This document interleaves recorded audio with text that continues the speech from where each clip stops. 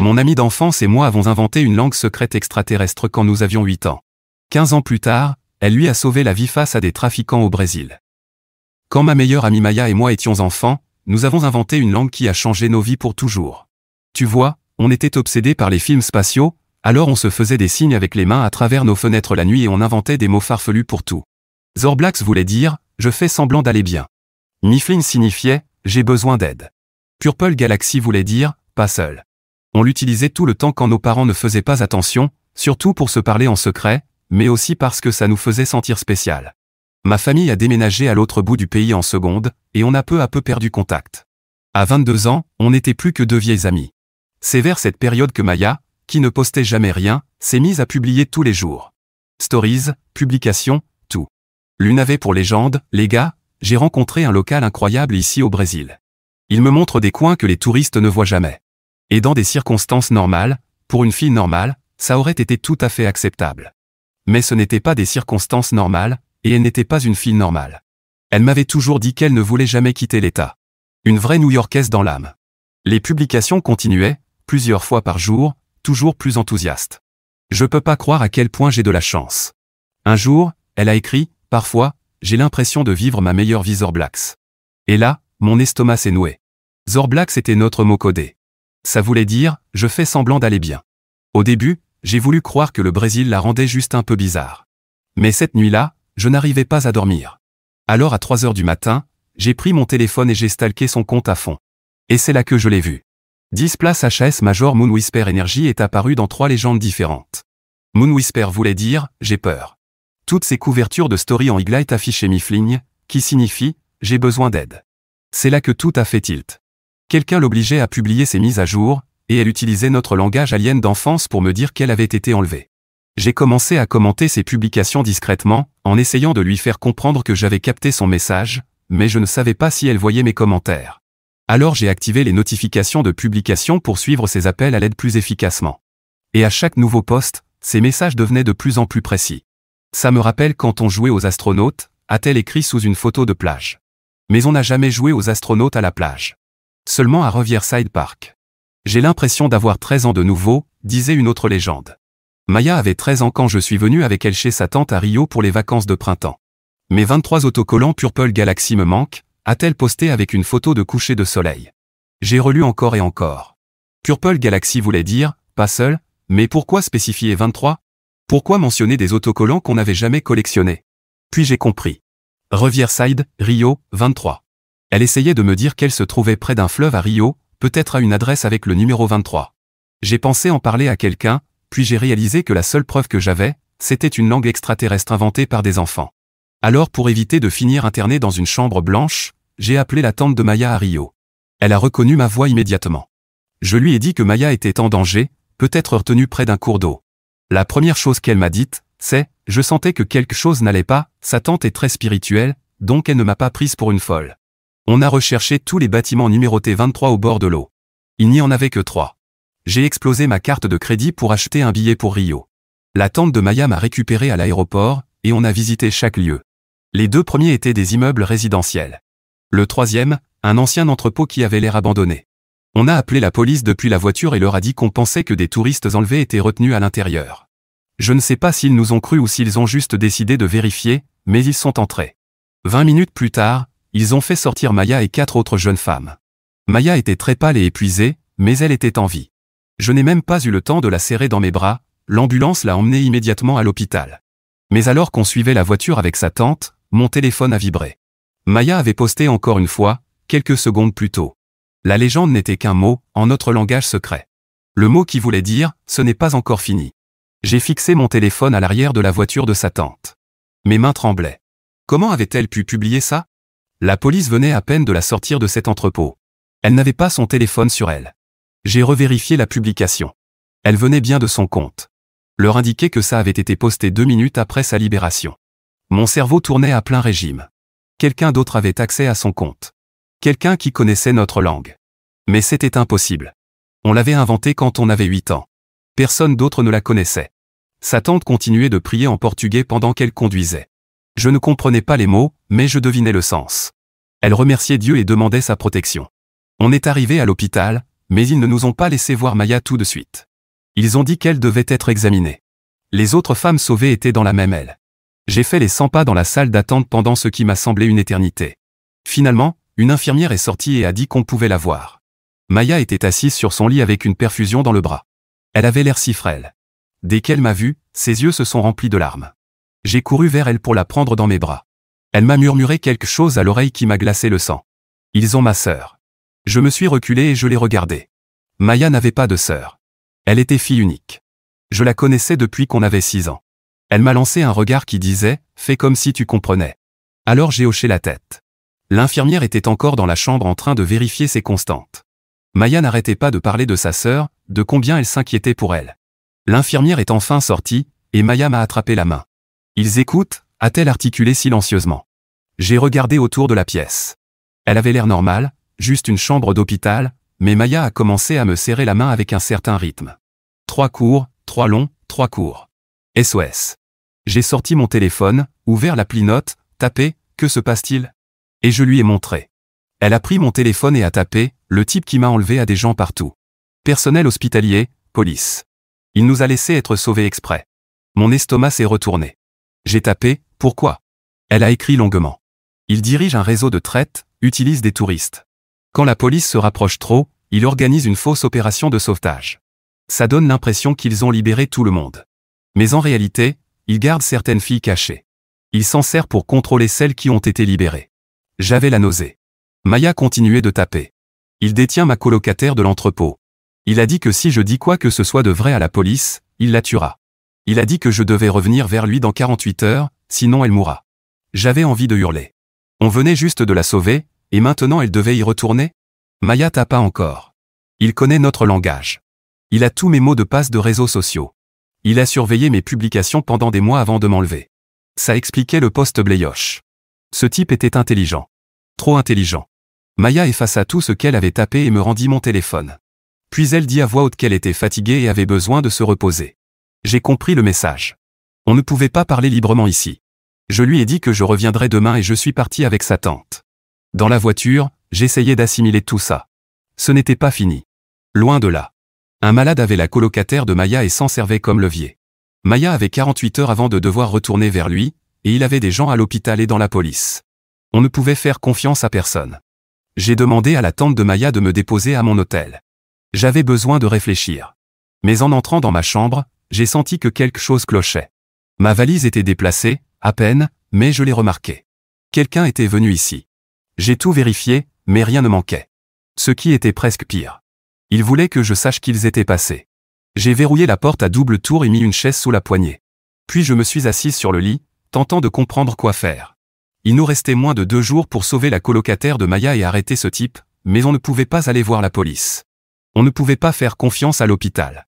C'était juste moi, Maya, et sa tante contre tout un réseau de trafic. Je me sentais totalement dépassé. Mon téléphone a vibré. Un message d'un numéro inconnu. Arrête d'intervenir ou ton ami en paiera le prix. Puis une photo. La chambre d'hôpital de Maya. Récente. Elle portait encore la même blouse d'hôpital. Ces gens la surveillaient à cet instant. J'ai eu envie de balancer mon téléphone contre le mur. Mais à la place, j'ai pris une grande inspiration. D'accord. Réfléchis. Qu'est-ce que Maya ferait? Elle avait déjà eu l'intelligence d'utiliser notre langage pour appeler à l'aide. Elle avait réussi à communiquer même sous surveillance. Moi aussi je devais être maligne. J'ai répondu. Je ne vois pas de quoi vous parlez. Faire l'idiote me semblait plus sûr. Un autre message est arrivé. Quitte Rio demain ou il y aura un problème. Je suis resté figé devant ce message. Ils voulaient que je parte. Ce qui signifiait que je représentais une menace pour eux, d'une manière ou d'une autre. Bien. Ça voulait dire qu'on avait une chance. Je n'ai pas dormi cette nuit-là. Chaque bruit dans le couloir me faisait sursauter. Le climatiseur vibrait comme si quelqu'un essayait de forcer la fenêtre. Vers 5 heures du matin, j'ai abandonné l'idée de dormir et j'ai commencé à faire un plan. Puisqu'ils voulaient que je parte, j'allais leur faire croire que je partais. Mais je ne quitterais pas Rio sans Maya. J'ai réservé un vol retour pour l'après-midi, en prenant soin de comparer plusieurs options à voix haute au téléphone avec une fausse agente de voyage, juste du silence au bout du fil. J'ai utilisé le Wi-Fi de l'hôtel pour qu'ils puissent voir mes recherches s'ils surveillaient. Puis j'ai commencé à faire mes valises bruyamment, pour bien montrer que je me préparais à partir. Je claquais les tiroirs, fermais les valises en forçant bien sur les fermetures éclairs. Mais j'ai aussi fait autre chose. J'ai envoyé un message à la tante de Maya pour qu'on se retrouve dans un café près de l'hôpital. Un lieu public, sûr. Elle est arrivée l'air épuisée, des cernes si profondes que même le maquillage ne pouvait les cacher. Je voyais bien qu'elle n'avait pas dormi non plus. Ses mains tremblaient quand elle a levé sa tasse de café. Je lui ai expliqué tout ce que Maya m'avait dit sur la colocataire et le délai de 48 heures. Son visage est devenu livide. Elle n'arrêtait pas de secouer la tête et de murmurer des prières en portugais. Puis elle a dit quelque chose qui m'a surprise. Elle connaissait un prêtre qui aidait les victimes de trafic. Quelqu'un hors du système, en qui on pouvait avoir confiance. On a rencontré le père Carlos ce matin-là dans son église, un petit bâtiment en pierre coincé entre des immeubles modernes. Il était plus jeune que je l'aurais cru, peut-être 40 ans, avec des yeux doux et des mains calleuses. Il a écouté toute notre histoire sans nous interrompre, hochant parfois la tête ou prenant des notes dans un petit carnet en cuir. Quand on a terminé, il a hoché la tête comme si rien ne le surprenait. Il nous a dit que ce n'était pas la première fois. Ce groupe opérait depuis des années, comme des fantômes dans le sous-sol de Rio. Ils avaient perfectionné leur système, organisaient de faux sauvetages pour déstabiliser la police, gardaient des victimes comme monnaie d'échange, et faisaient tourner les filles entre différentes villes comme de la marchandise. Il a dit que la colocataire de Maya était probablement retenue dans un lieu secondaire, inconnu de la police. Le réseau avait plusieurs planques dans Rio, dispersées dans les favelas et les zones industrielles. Trouver la bonne serait pratiquement impossible sans information de l'intérieur. Et nous n'en avions pas. Je me suis senti à nouveau désespéré. Le temps jouait contre nous et on n'avait aucune piste. L'horloge au mur de l'église semblait se moquer de nous à chaque tic. Puis le père Carlos a dit quelque chose qui a tout changé. Il connaissait l'une des filles qui avait été sauvée avec Maya. Elle était déjà venue à son église chercher refuge et réconfort. Peut-être avait-elle vu ou entendu quelque chose d'utile. Elle s'appelait Anna. Elle avait 19 ans, venait de Colombie, avec un regard hanté qui semblait bien plus vieux que son âge. Le père Carlos l'a amenée dans une salle à l'arrière de l'église pour qu'on puisse parler en privé. La pièce sentait l'encens et le bois ancien. Elle était terrifiée, sursautait au moindre bruit venant de la rue, jetait sans cesse des regards par-dessus son épaule comme si quelqu'un allait surgir de l'ombre. Mais quand on lui a expliqué la situation de la colocataire de Maya, son expression a changé. Elle savait quelque chose. Anna nous a dit que les hommes parlaient d'un bateau quand ils pensaient qu'elle dormait. Quelque chose à propos de faire circuler les filles par voie maritime pour éviter les contrôles. Elle avait entendu parler d'une marina à travers les murs fins de l'endroit où elle avait été retenue. Marina da Gloria. Ils y gardaient un yacht pour les cargaisons spéciales. Mon cœur s'est mis à battre plus fort. C'était une vraie piste. Mais Anna nous a aussi prévenu, d'une voix à peine audible, l'homme qui dirigeait tout ça était brutal. Elle avait vu ce qu'il faisait aux filles qui tentaient de fuir. Les cris la hantaient encore la nuit. On ne pouvait pas juste se pointer à la marina. Il nous fallait un plan. Et il nous fallait de l'aide. De la vraie aide. Pas celle de policiers potentiellement corrompus. Le père Carlos a passé quelques coups de fil depuis un vieux téléphone à cadran, qui avait l'air tout droit sorti d'un musée. Il avait des contacts, d'anciens militaires reconvertis dans la sécurité privée, des hommes qu'il avait déjà aidés avec des victimes de traite. Ils ont accepté de jeter un œil à la marina, juste pour surveiller d'abord, voir si le yacht était bien là, repérer des signes de l'opération. Je suis retourné à mon hôtel pour garder les apparences, en faisant tout un cinéma en partant, j'ai râlé à la réception à propos de la facture, exigé de parler à un responsable, traîné ma valise jusqu'à un taxi avec exagération. Mais au lieu d'aller à l'aéroport, j'ai demandé au chauffeur de m'emmener dans un autre hôtel à l'autre bout de la ville. Un endroit miteux qui louait à l'heure, mais où personne ne posait de questions. J'ai payé en liquide, sous un faux nom que j'avais vu une fois dans un film. S'il me traquait, ça nous ferait peut-être gagner du temps. Cet après-midi-là, le père Carlos m'a appelé. Ces gars avaient trouvé le yacht, un 60 pieds appelé Paradise Dream. L'ironie ne m'échappait pas. Ils l'avaient observé pendant des heures depuis différents angles, vu des hommes aller et venir, des jeunes femmes montées à bord sous couvert de l'obscurité, jamais vues en ressortir. C'était forcément là qu'ils détenaient la colocataire de Maya. On s'est tous retrouvés à l'église pour élaborer un plan. Le soleil de fin d'après-midi projetait de longues ombres à travers les vitraux.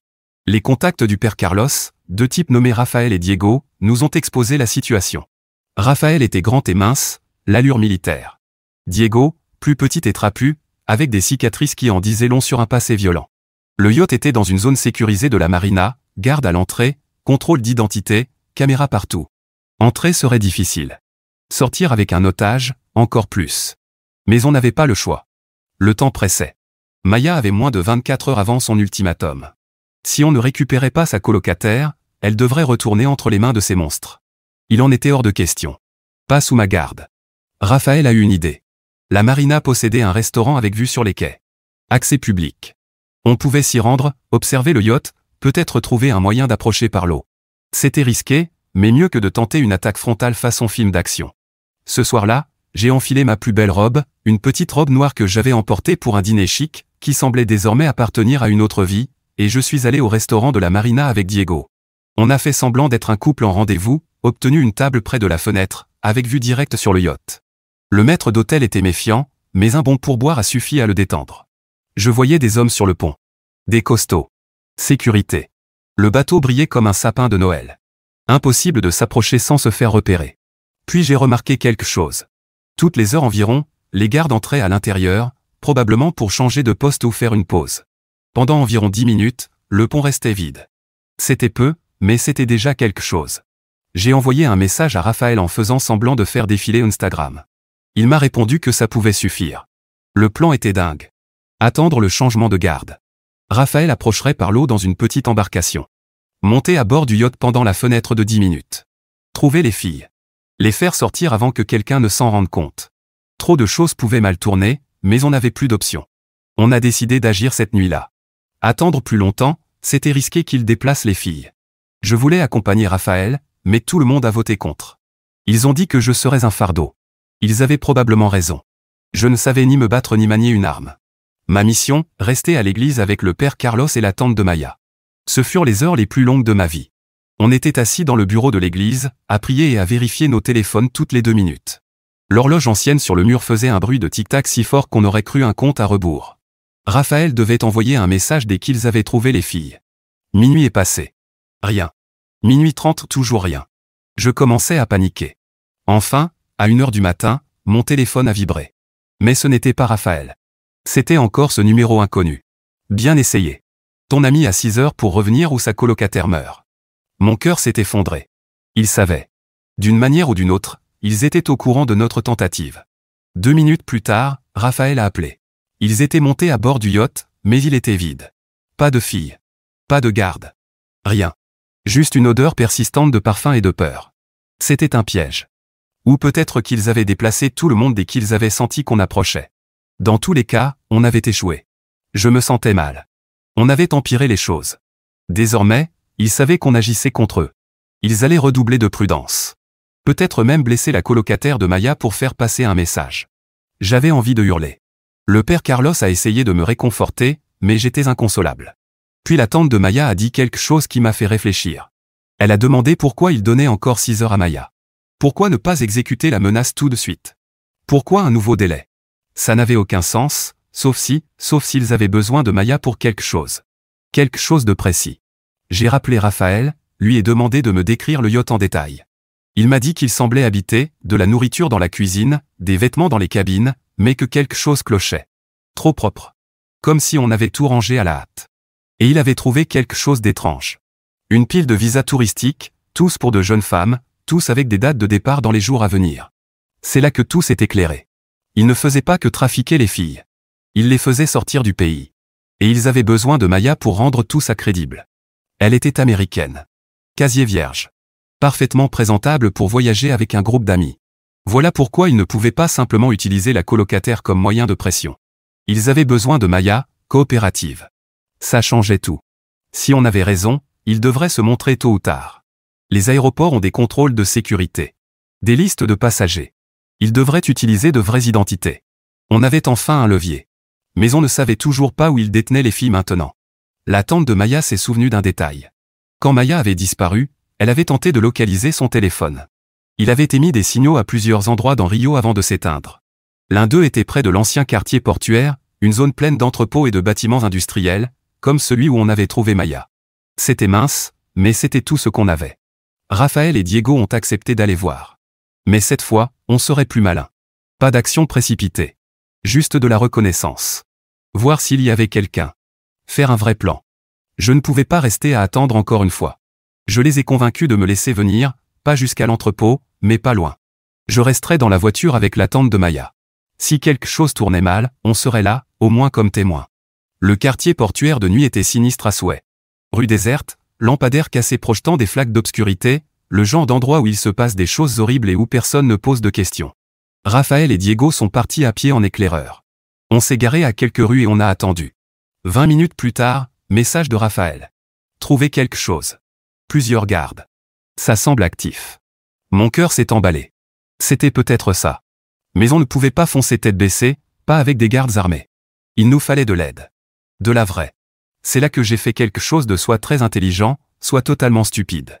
J'ai appelé le bureau local du FBI à Rio. Ouais. Je sais. Fou. Mais ces victimes étaient des citoyennes américaines, ce qui rendait l'affaire fédérale, et le FBI n'était probablement pas corrompu comme la police locale pouvait l'être. L'agent qui a répondu semblait blasé, jusqu'à ce que je mentionne des victimes américaines et un trafic humain. Là, il est devenu très intéressé. Il m'a dit qu'il suivait des affaires similaires. M'a demandé où je me trouvais. J'ai hésité.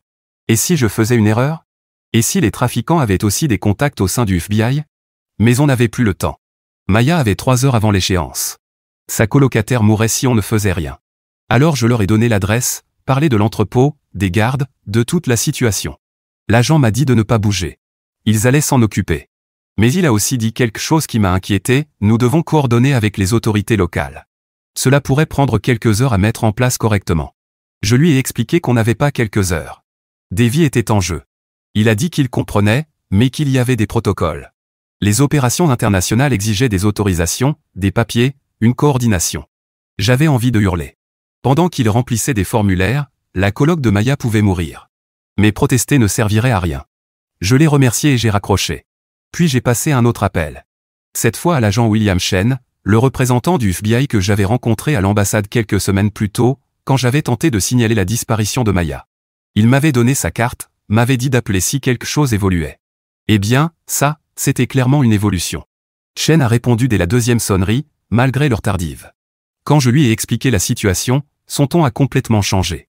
Vous êtes dans le quartier du port maintenant? Il voulait une confirmation visuelle de l'entrepôt. J'ai dit oui. Il m'a dit de lui envoyer l'adresse exacte par SMS et de ne pas bouger. Contrairement au bureau local, il n'a pas parlé de protocole ou de paperasse. 20 minutes plus tard, des véhicules ont commencé à arriver. Pas des voitures de police marquées, mais des SUV noirs avec des plaques gouvernementales. Des agents en tenue tactique en sont sortis, se déplaçant avec une efficacité redoutable. Chen avait dû faire jouer de sérieux contacts pour les mobiliser aussi vite. Raphaël et Diego sont revenus à notre voiture. Nous avons tous observé à distance alors que les agents encerclaient l'entrepôt. Chen est apparu à notre fenêtre, portant un gilet pare-balles sur son costume. Vous 3 devez partir. Maintenant. Ça risque de devenir sale. On n'a pas discuté. Alors que la tente de Maya nous conduisait loin, on a entendu les premiers sons de l'intervention, des cris, des grenades flash, puis des coups de feu, beaucoup de coups de feu.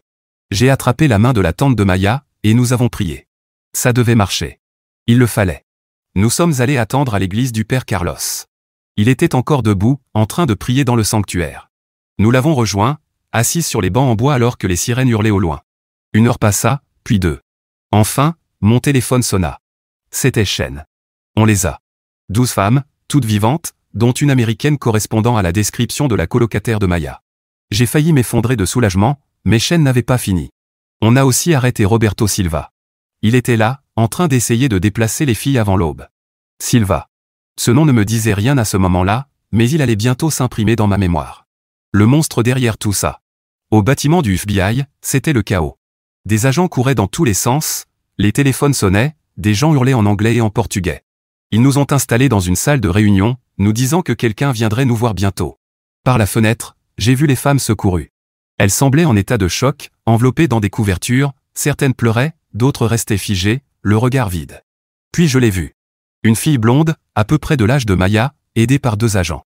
Elle regardait autour d'elle, paniquée, posant des questions. Les agents secouaient la tête. J'ai su instinctivement que c'était Sarah, la colocataire de Maya. Elle cherchait Maya, voulait s'assurer que son amie était en sécurité, même au milieu de sa propre libération. Enfin, Chen est venu nous faire un briefing. L'intervention avait été un succès total. 12 femmes secourues, indemnes. 6 trafiquants arrêtés, dont Silva.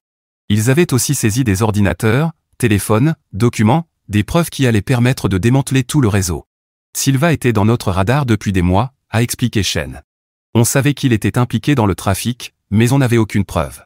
Trop prudent, trop bien connecté. Votre information nous a permis d'avoir le motif valable pour agir. Il m'a montré une photo, m'a demandé si je reconnaissais l'homme. Roberto Silva avait l'air d'un homme d'affaires, costume coûteux, mains manucurées, un visage digne de confiance. Le genre de monstre qui se cache à la vue de tous. La tante de Maya a poussé un cri. Elle le connaissait. Il possédait plusieurs entreprises légitimes à Rio, restaurants, clubs, des façades parfaites pour déplacer les filles. Est-ce que je peux voir Sarah, ai-je demandé. La colocataire de Maya. Chen a hésité. Elle est en train d'être interrogée, mais elle demande aussi à voir Maya. Elle n'arrête pas de dire que Maya lui a sauvé la vie. Qu'elle lui a appris une sorte de langage codé. Je leur ai expliqué notre langue extraterrestre. Comment Maya avait dû l'enseigner à Sarah pendant leur captivité. L'expression de Chen a changé. C'est comme ça que vous saviez que Maya était en danger? Grâce à des messages codés? J'ai hoché la tête. Il a quitté la pièce, puis est revenu avec un autre agent. Il voulait tout savoir sur le langage, chaque mot, chaque geste, comment on l'avait inventé, comment Maya l'avait utilisé. J'ai passé l'heure suivante à enseigner notre langage extraterrestre d'enfance à des agents du FBI. Dans d'autres circonstances, ça aurait pu sembler absurde. Mais là, c'était profond. Parce que ça avait sauvé des vies. Ils m'ont laissé appeler Maya via une ligne sécurisée. Elle était encore à l'hôpital, sous protection fédérale. Quand je lui ai dit que Sarah était en sécurité, elle s'est effondrée en larmes. Je lui ai appris nos mots, a-t-elle dit, pour qu'elle garde espoir. Pour qu'elle sache que quelqu'un comprendrait si elle avait un jour la chance de les utiliser. Les jours suivants furent flous. Protection fédérale pour Maya et Sarah. Interrogatoire sans fin. Déclarations officielles. Le FBI a retrouvé d'autres victimes grâce au fichier de Silva. Certaines avaient été enlevées il y a des années. D'autres allaient bientôt être déplacées. L'opération de Silva était massive, reliée à des réseaux similaires en Colombie, au Venezuela, en Argentine. Mais ils avaient été négligents. Ils avaient conservé des archives, noms, dates, transactions. Le FBI avait tout ce qu'il fallait. Silva a tenté de fuir, mais n'a atteint que l'aéroport. Ils l'ont arrêté alors qu'il essayait de monter à bord d'un jet privé pour le Paraguay. Pas de caution. Pas de négociation. Il risquait la prison à vie. Maya a été libérée de l'hôpital, placée en lieu sûr sous protection fédérale. Elle et Sarah ont été transférées dans une maison sécurisée. J'ai eu le droit de leur rendre visite une fois que j'ai été autorisé. Les voir ensemble était irréel. Deux femmes qui avaient traversé l'enfer, liées par le traumatisme, mais aussi par leur survie. Et par notre petite langue extraterrestre. Sarah nous a raconté comment Maya l'avait aidée à rester saine d'esprit pendant la captivité. Comment elle lui avait enseigné les mots la nuit, quand les gardes ne faisaient pas attention. Des phrases simples au début, puis des idées plus complexes. Tout un système de communication que leur ravisseur ne pouvait pas comprendre. Elle m'a dit que quelqu'un reconnaîtrait les mots, a raconté Sarah, que sa meilleure amie les verrait et comprendrait. Au début, j'ai cru qu'elle délirait, mais elle en était tellement sûre. Ça m'a donné de l'espoir. Le procès a mis des mois à se préparer. Le FBI a monté son dossier méthodiquement, relevés financiers, actes de propriété, témoignages de victimes. Ils ont remonté le réseau de Silva à travers toute l'Amérique du Sud. Des dizaines d'arrestations ont suivi. Chacune a conduit à plus de preuves, à d'autres victimes secourues. Maya et Sarah ont dû témoigner, revivre leur cauchemar devant le tribunal.